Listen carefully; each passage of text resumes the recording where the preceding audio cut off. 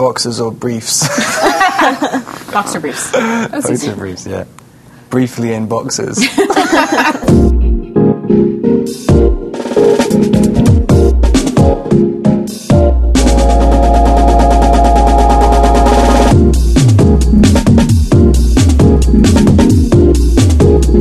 Welcome to Moviephones Unscripted. I'm Robert Pants and this is Stephanie Meyer, and that one's Kristen Stewart. We're here to talk about our film Twilight. We're going to ask each other some questions, and some of your questions, as well as some of our own. I'll start with the first question. Annie in Phoenix, Arizona, wants to know in what ways you relate to Bella, Kristen. I don't know, it's like more self-conscious when you guys ask me this question. I think she's who you experience the story through, so you sort of I think every girl projects their own personalities onto her, so it was weird playing the part because I didn't feel like it was a big departure. There was no distinct character I was playing. I was really just this girl in this like extravagant situation. Okay, what was the most difficult scene for you to film? Probably the scene where I have to look at the guys who are hassling Bella, and the description in the script was he gives a look so devilish, so animalistic in its rage, and its fury, that it terrifies 4 grown men. And coming out with my little bouffant hairdo, white makeup and a pea coat is quite difficult to look very scary. I wouldn't have guessed that one. It's cool. It was tough. I nearly quit because of it. Really? Oh my God, he almost punched me in the face like 5 times. I should have been on set that day. Which scene were you most excited to see translated from book to screen?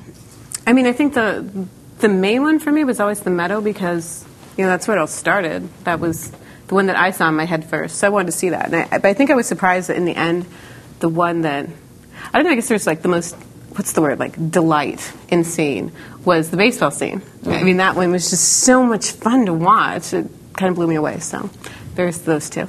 All right, if you could remake any movie, like from any period, recent, forever ago, and be the star, which one did you do? I would love to have been the voice of Mowgli in the Jungle Book. Tell us one thing about yourself that most people don't know. I'm really cool. We're so lame. Oh my God, we cannot do this. I tell everybody everything. The one thing people don't know is I tell everybody everything all the time. Well, maybe people do know that because I keep telling them everything. I've already repeated myself. I start repeating myself to people who I met for 2 days. What has been your favorite experience since becoming an actor? I just gotta, I don't want to like entirely speak out of, I can't even talk about this yet because it's not how, I've just had like the greatest experience and I can't talk about it yet because it's not like a solid, who knows whether the businessmen are going to work out their business deals and get me on this movie, but I think I may play like one of the most iconic parts that I am acquainted with, that I love so much. It's like in one of my favorite books. I think I may have gotten that part, and that was like the first time. I've gotten a lot of parts in my life, but I'm never like, oh, I got a job, I just booked it. I'm always like, okay, they shouldn't have hired me. And on this one, I was literally like creeping up Laurel Canyon, getting back into the valley, and it just didn't fit. Like I was busting out of this little car. Like the energy, it just did not like control. It was like the most elated moment of my life. I went to the meeting and he was just like, okay, we're going to do this together. And I was like, I just flipped. Probably that. Making that movie will be the coolest thing. Have you had any more dreams about Edward and Bella? If so, what happened? I had one. After I was working on New Moon, I had this weird, I was like sleeping in the guest room because my husband had a horrible cold, and so I wasn't like in my normal surroundings, and I had this dream that I don't know how much it was a dream and how much I thought about it afterwards because I was kind of out of it, but that Edward actually showed up and told me I got it all wrong, and like, he exists and everything, but he couldn't live off animals, and he really was, hunter like any other vampire, and I kind of got the sense he was about to kill me. It was really terrifying, and it was bizarrely different from every other time I've thought about his character. And so then that was cool in a way, too, because it added something extra to my view of him. Wow, that's weird. Can you just make your best sexy face? Please. That's a request, no question. Can you? Can you do it? I thought I was already doing it. No, I need to get, I can't saturate the market too much. Smart, yeah. Stefanie, what other projects are in store for you? Do you plan to write a sequel to The Host, or will you finish Midnight Sun? Just want to say right now, I didn't leak it. I actually know that. Oh, really? Did you actually I do know that. You know Did I get investigated? Yeah. Hey. No, it wasn't. Oh, come on! Like I'm going to say that right now. No, I mean it wasn't. I thought it was me for a bit because I forgot where I put it on my computer. No, because if it been you wouldn't be live right now, Rob. FYI. No, I mean. This is what I've learned in the last 6 months. If you say, this is my next project, and you're just answering a question like really, honestly, what am I working on right now?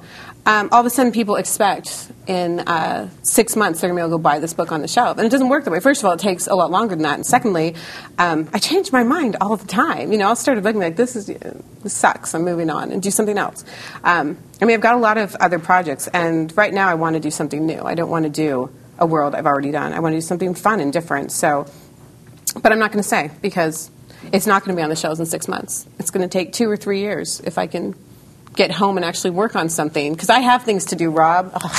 Anyway. Kristen, Sarah in Portugal wants you to describe Robert in 2 words. In Portuguese. Ooh. Why 2? Why not just 1? Or 3?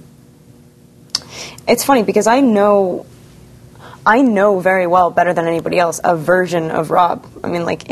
Because you have a very complete experience making a movie.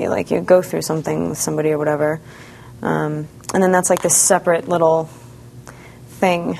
I don't feel like I know him very well. Maybe.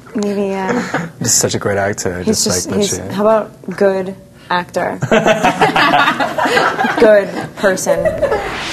I think I've heard you say before that you feel like Bella's a pretty separate thing from you. What are the differences?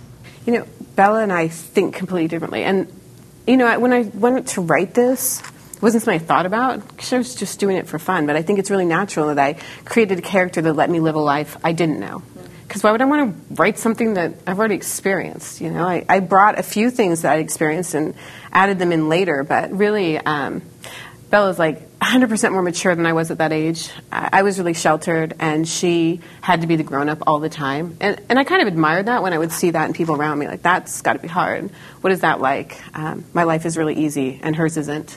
And then she gets to have this fantasy love affair, and she's just normal.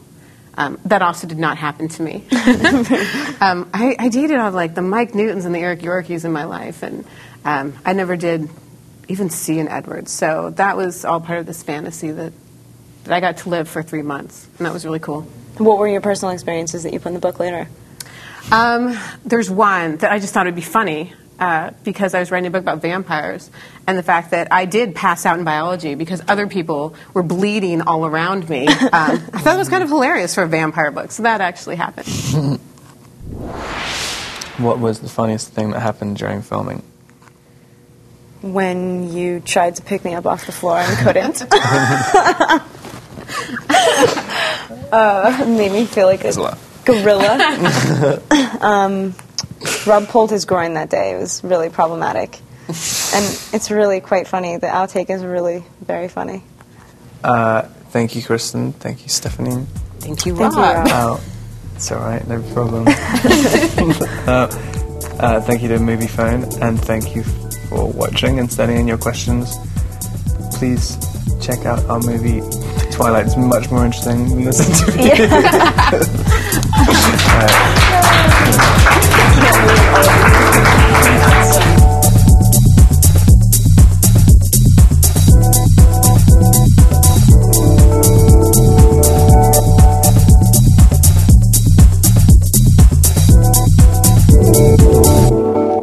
So what's your next project? I'm writing the Rob Pattinson story. It's a tell-all.